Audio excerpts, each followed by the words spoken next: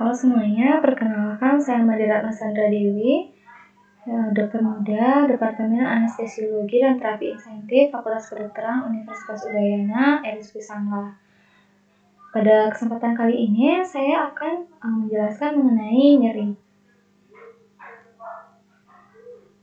Nyeri ini merupakan sebuah mekanisme yang timbulnya didasari oleh proses multiple, yaitu dari proses nosisepsi, proses sensitisasi perifer, perubahan fenotip, sensitisasi sentral, eksikibilitas ektopik, dan reorganisasi struktural dan penurunan inhibisi. Antara stimulus cedera jaringan dan pengalaman subjektif nyeri terdapat 4 proses. Proses tersebut adalah proses transduksi, proses transmisi, proses modulasi, dan proses persepsi. Proses transduksi adalah proses di mana saraf eferen menerjemahkan stimulus ke impuls nosisepsi. Terdapat 3 tipe serabut saraf yang terlibat dalam proses ini, yaitu serabut A beta, A delta, dan C. Serabut yang berespons secara maksimal terhadap stimulasi non-noxious dikelompokkan sebagai serabut penghantar nyeri atau serabut nosiseptor. Serabut ini adalah A delta dan C. Sel nosiseptor juga terlibat dalam proses transduksi, yang merupakan serabut saraf aferen yang tidak berespons terhadap stimulasi eksternal tanpa adanya mediator inflamasi. Selanjutnya adalah proses transmisi, yaitu suatu proses di mana impuls disalurkan menuju cornu dorsalis medula spinalis yang kemudian sepanjang traktus sensorik akan menuju ke otak. Neuron aferen primer merupakan pengirim dan penerima aktif dari sinyal elektrik dan kimiawi yang asalnya berakhir di cornu dorsalis medula spinalis dan selanjutnya berhubungan dengan banyak neuron spinal. Proses modulasi adalah proses amplifikasi sinyal neural terkait nyeri atau pain-related neural signal, di mana proses ini terjadi di cornu dorsalis medula spinalis dan juga dapat terjadi di level lainnya. Sistem nosiseptif juga mempunyai jalur descending yang berasal dari korteks frontalis, hipotalamus, dan area otak lainnya ke otak tengah atau midbrain dan medula oblongata yang selanjutnya menuju medula spinalis. Hasil dari proses inhibisi descending ini adalah penguatan atau penghambatan blok sinyal nosiseptif di cornu dorsalis. Proses yang keempat adalah proses persepsi, yaitu adanya kesadaran akan pengalaman nyeri, di mana persepsi ini merupakan hasil dari interaksi proses transduksi, transmisi, modulasi, aspek psikologis, dan karakteristik individu. Reseptor nyeri adalah organ tubuh yang berfungsi untuk menerima rangsangan nyeri. Organ ini disebut dengan nosiseptor. Secara anatomis, nosiseptor ada yang bermielin dan juga ada yang tidak bermielin. Mekanisme nyeri sendiri juga akan melibatkan jalur sistem saraf pusat, yaitu jalur ascendant dan jalur descendant. Di mana pada jalur ascendant, serabut saraf C dan A delta halus yang membawa nyeri akut tajam dan kronik lembat bersinap di substansia gelatinosa cornu dorsalis. Kemudian akan memotong medula spinalis dan naik ke otak di cabang neospinothalamicus atau cabang valiospinothalamicus tractus spinothalamicus anterolaterales.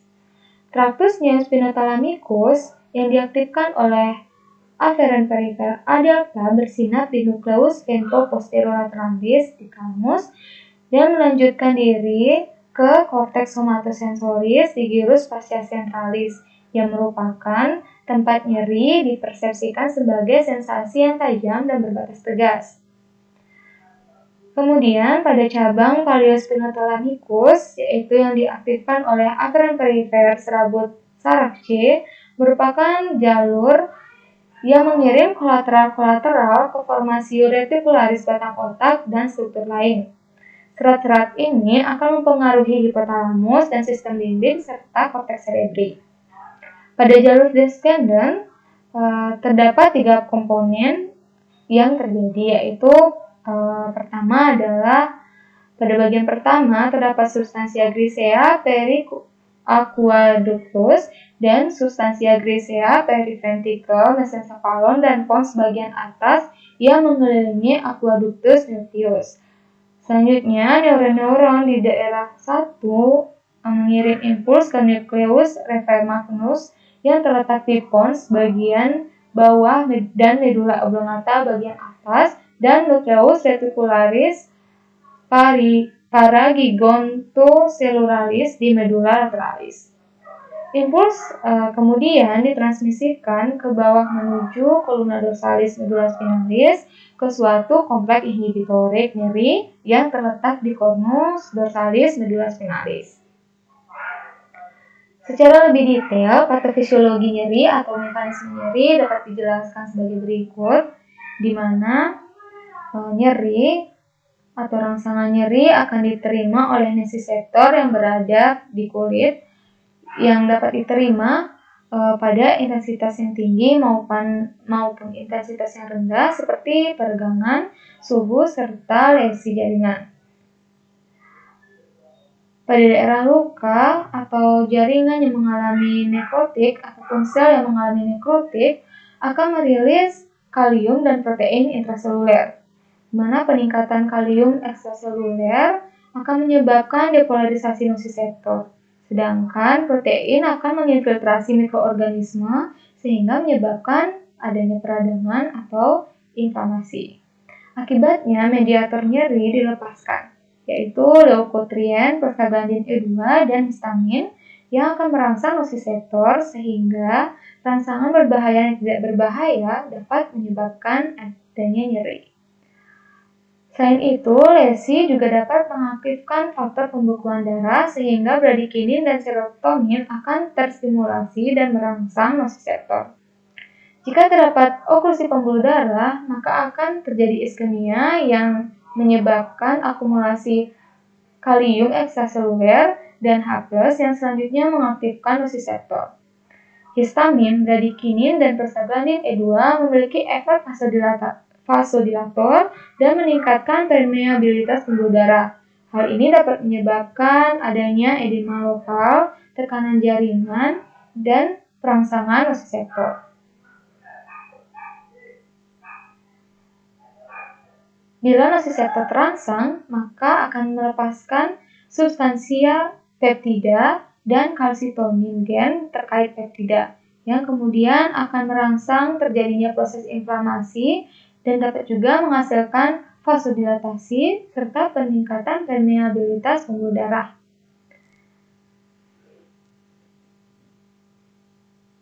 Terdapat beberapa instrumen penilaian nyeri, yaitu Visual Analog Scale, Numeric Rating Scale, Wong-Baker-Vesis, MPQ, dan Pain Diary, di mana pada Visual Analog Scale ini menggunakan pengukuran skala 1-10, di mana pasien kemudian diminta untuk menunjukkan intensitas nyerinya pada satu titik di garis dengan panjang 100 mm.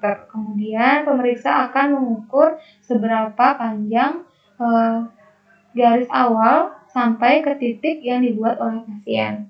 Kemudian numeric rating scale juga menggunakan skala nyeri 1-10 terhadap pengalaman nyeri pasien. Pada Wong-Baker-Vesis, pemeriksa akan melakukan penilaian terhadap ekspresi wajah pasien. Pada MPQ, pemeriksa akan melakukan atau memberikan kuesioner terkait nyeri, dan pada Pain Diary yang merupakan catatan nyeri dari pasien. Visual Analog Scale ini memiliki kelebihan berupa memiliki metode pengukuran dengan intensitas nyeri yang sensitif, murah, dan mudah dibuat, dan mempunyai korelasi yang baik dengan pengukuran lainnya. Visual Analog Scale dapat diaplikasikan pada semua pasien yang tidak tergantung pada bahasa dan dapat digunakan pada anak-anak di atas usia 5 tahun. Namun kekurangannya memiliki Visual Analog Scale ini memerlukan pengukuran yang teliti saat memberikan penilaian, sehingga pasien juga harus hadir saat dilakukan pengukuran, sehingga sangat bergantung pada pemahaman pasien. Visual analog scale pada pasien sangat dibutuhkan untuk diberikan penjelasan oleh pemeriksa agar pasien dapat mengerti dan memahami dari penilaian visual analog scale ini. Penderita juga sebaiknya sadar dan tidak mengalami gangguan mental ataupun kognitif sehingga dapat berkomunikasi dengan baik dengan pemeriksa. Penderita juga harus kooperatif sehingga pengukuran nyeri dapat dilaksanakan. Selanjutnya adalah numeric rating scale, di mana kelebihan dari numeric rating scale ini adalah metodenya yang sederhana, sensitif, mudah digunakan, valid, dan reliable. Dikatakan bahwa numeric rating scale ini memiliki sensitivitas yang lebih dari visual analog scale dan memiliki kemampuan yang lebih untuk mendeteksi perubahan intensitas nyeri dibandingkan dengan skala nyeri lainnya. Numeric rating scale ini juga lebih efektif untuk mendeteksi penyebab nyeri akut daripada visual analog scale. Namun kekurangannya adalah memiliki keterbatasan pemilihan kata-kata untuk menggambarkan rasa nyeri pasien dan tidak memungkinkan untuk membedakan tingkat nyeri dengan lebih teliti. Selanjutnya adalah Wong-Baker-Faces Pain Rating Scale, di mana pada penilaian ini kelebihannya adalah skala nyeri ini tergolong mudah untuk dilakukan karena hanya dengan melihat ekspresi wajah pasien pada saat bertatap muka tanpa menanyakan keluhannya. Pasien juga dapat memilih atau harus memilih wajah yang paling menggambarkan bagaimana perasaan mereka. Penilaian ini dianjurkan pada pasien-pasien di atas 3 tahun, pasien-pasien lansia, dan dapat juga digunakan pada pasien-pasien dengan gangguan kognitif dan verbal. Namun kekurangannya adalah Wong-Baker-Faces Pain Rating Scale ini kurang sensitif jika dikerjakan pada pasien yang tidak sadar. Selanjutnya adalah MPQ atau McGill Pain Questionnaire, di mana terdapat kategori atau kelompok rasa tidak nyaman yang diderita, di mana terdapat 20 kelompok yang masing-masing terdiri dari sejumlah kata sifat. Pada McGill Pain Questionnaire ini, pasien diminta untuk memilih kata-kata yang paling menggambarkan kondisinya. Pada kelompok 1-10 merupakan menggambarkan kualitas sensorik dari nyeri. Gejala yang termasuk pada kelompok ini adalah berdenyut, menusuk, panas, kesemutan, gatal, perih, kram, koyak. Kemudian pada kelompok 11-15 menggambarkan efektivitas nyeri seperti melelahkan, memuakkan, menakutkan, celaka, kejam, dan membunuh. Sementara pada kelompok 16 merupakan evaluasi dari dimensi yang terdiri atas menjengkelkan, menyusahkan, sengsara, dan tak tertahankan. Kemudian pada kelompok 17-20 berisi kata-kata yang spesifik seperti menyiksa, mengerikan, dingin, memancarkan, ataupun lainnya. Pada pemeriksaan ini, pemeriksa akan meminta pasien untuk memilih 3 kata dari kelompok 1-10, 2 kata dari kelompok 11-15, dan 1 kata dari kelompok 16, serta 1 kata dari kelompok 17-20. Selanjutnya, pemeriksa akan menjumlahkan kata-kata yang dipilih dan akan menghasilkan angka total. Kelebihan dari McGill Pain Questionnaire ini adalah terdapat banyak pilihan kata untuk menjelaskan kualitas dan kuantitas nyeri sehingga pasien lebih mudah untuk menjelaskan pilihannya atau menjelaskan nyerinya kepada pemeriksa. Namun kekurangannya di mana kuesioner ini sangat memerlukan pemahaman pasien terhadap pertanyaan-pertanyaan yang diajukan serta metode ini lebih rumit dari metode-metode yang sebelumnya. Selanjutnya adalah pain diary, di mana pada pain diary ini merupakan catatan tertulis mengenai pengalaman pasien dan perilakunya. Jenis laporan ini sangat membantu untuk memantau variasi status penyakit sehari-hari dan respon pasien terhadap terapi. Pasien dapat mencatat intensitas nyerinya dan kaitannya dengan perilakunya.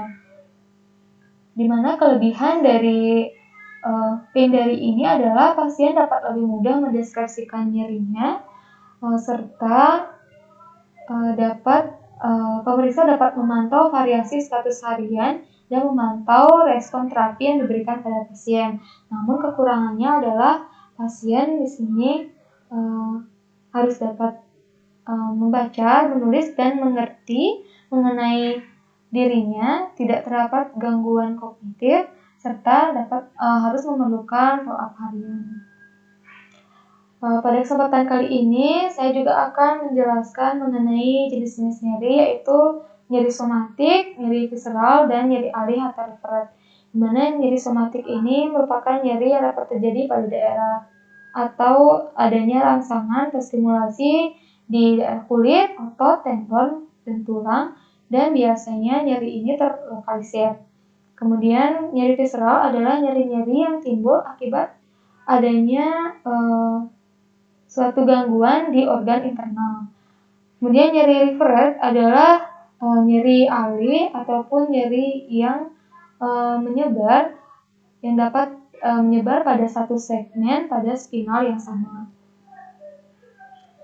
Nyeri somatik merupakan nyeri yang terasa tajam pada stimulus di kulit dan dapat lebih tumpul pada nyeri somatik dalam seperti di otot dan tendon.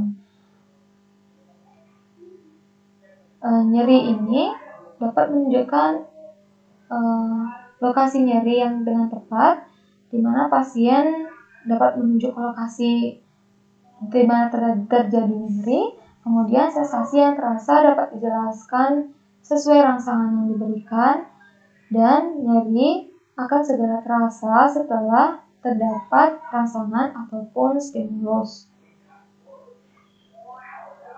Nyeri visceral adalah nyeri yang dapat timbul atau muncul karena terbentuknya produk-produk akhir metabolik yang asam atau produk yang dihasilkan oleh jaringan degeneratif seperti bradikinin, enzim proteolitik atau enzim pemecah protein, atau bahan lainnya yang merangsang ujung serabut nyeri. Nyeri visceral ini dapat timbul dapat muncul akibat adanya gangguan di organ internal seperti pada daerah jantung, pembuluh darah besar, limf node, sistem respirasi, sistem gastrointestinal, sistem reproduksi, sistem peritoneum, dan sistem organ lainnya. Selanjutnya adalah nyeri alih atau refert, di mana karakteristik pada nyeri ini adalah dapat terasa di bagian tubuh yang terpisah dari sumber nyeri dan dapat terasa dengan berbagai karakteristik. Misalnya adalah nyeri yang terjadi pada infark miokard yang dapat menyebabkan nyeri alih ke daerah rahang maupun sampai ke lengan kiri. Baiklah, sekian penjelasan saya mengenai nyeri. Semoga bermanfaat bagi teman-teman yang melihat video ini. Terima kasih.